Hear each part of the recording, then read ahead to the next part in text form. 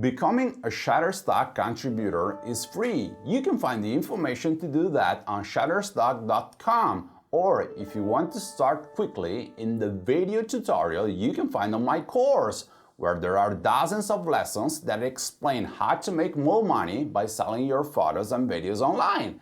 In this video, I'm going to show you what you need to do in order to upload your content on Shutterstock. Go to the contributor's own page, which is submit.shutterstock.com and not shutterstock.com, which is, on the other hand, the customer's home page. Choose the language. I recommend you select English, even if you're not a native speaker. Then log in with your username and password.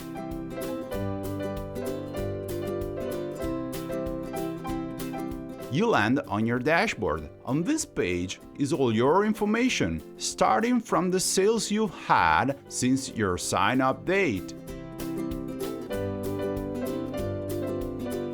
You can access other pages where you can find, for example, the settings on how you want to be paid: PayPal, Payoneer or Skrill, your minimum payout amount, and more. But in this video, I just want to show you how to send your photos and videos to Shutterstock. At the top left of the dashboard page, there's a red button, Upload Images. Click it, and you'll arrive on a page where you have to click Select Multiple Files. Choose your photos in JPEG or EPS format and send them. Given that we're talking about photos and not videos, even if you don't have a high-speed connection, it shouldn't take much to upload. But if you decide to sell your stock images to multiple agencies, remember that there are several tools to do it faster, such as an online cloud storage manager called multcloud, or paid software like StockSubmitter.com or Microstock.plus. Once the upload is finished, go back to your dashboard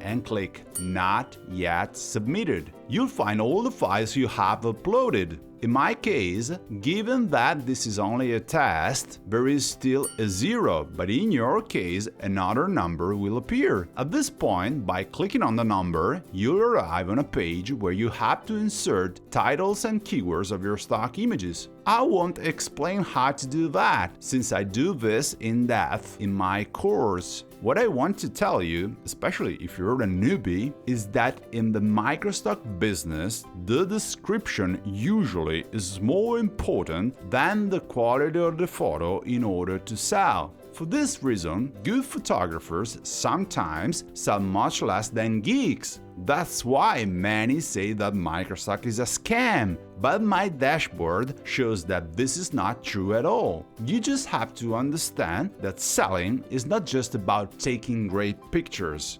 Starting to create videos, which are called stock footage in Microstock, is the key to getting good earnings. Filming is very simple for a photographer for two reasons. First, the subject's dynamics is minimal, therefore the framing rules are the same as those used by stock images. Second, the editing needed is basic because you sell only single segments. You have to cut at the beginning and at the end, choosing the best 10 seconds. This is something that you can do even with free software like DaVinci Resolve.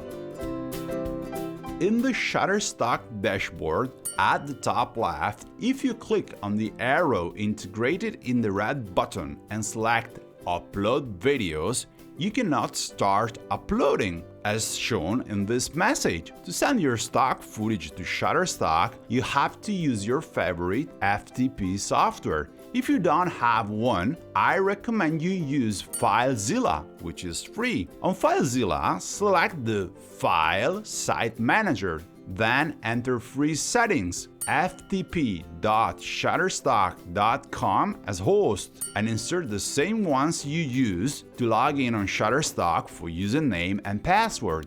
Pay attention if this is the first time you upload using FTP. When you try to connect to Shutterstock, the software says this server does not support FTP over TLS. The Shutterstock forum is full of messages about this It appears because the password you enter into your FTP software is not encrypted in such a way that one of the most dangerous hackers in the world can steal it. It is not a configuration error of us producers, but Shutterstock allows that security level. Before being scared about this, remember that when your computer is connected to the internet, you use passwords every day with the same kind of encryption, and I expect that nothing bad ever happened to you, at least not for that reason. There has never been news about someone stealing the password from a Shutterstock contributor, but it's your choice to do what you want with your own account. That said, now you just have to drag the files from your computer, the window on the left, to your private space on Shutterstock, the window on the right, and the upload starts. After that, exactly like we have seen for the photos, the files go into your dashboard.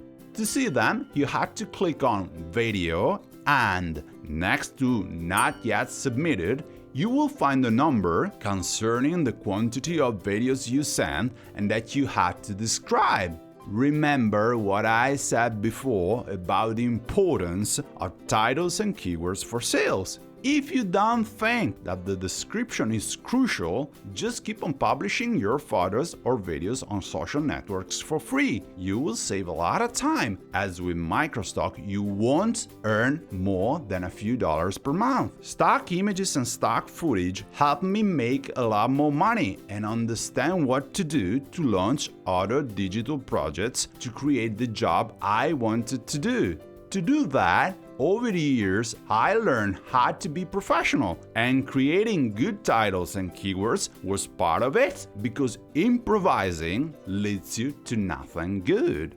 Shutterstock is my second most profitable agency, after Pond5, which doesn't sell a lot of photos, but I specialized in videos. In fact, many years ago, I started producing footage after having been a stock images producer. If you like making money, I suggest you to do the same, even if you are a photography enthusiast. With videos, there's a selling price much higher. Be careful not to underestimate this choice, because the lack of earnings is the main reason that new producers quit. I explain this in depth in my other videos and in my course.